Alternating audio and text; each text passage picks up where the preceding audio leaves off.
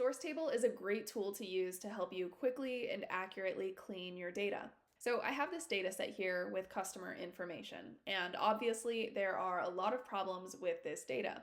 There is inconsistent formatting in the phone number column, there are some emails that are missing the .com portion, and I want my address column split up so that I have the apartment numbers in a different column. So we need to clean up this data set using Sourcetable's AI. I'm going to start with this address column. Again, I want this column split into two different columns so that I have the street in one column and the apartment number in a different column. All I have to do is highlight the cells that I want to edit, which will be this entire column, and type into the chat what I want. The output is the data as I asked for it.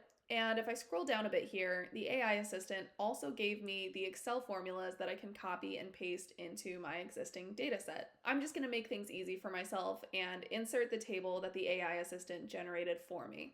Now I want to clean up this phone number column so that all of the data in this column is formatted the same way. Again, this is really easy to do with Sourcetable. I'm just going to highlight all of the data that I want to edit and type my instructions into the chat. I also indicated that I want to replace the NaN rows with N/A.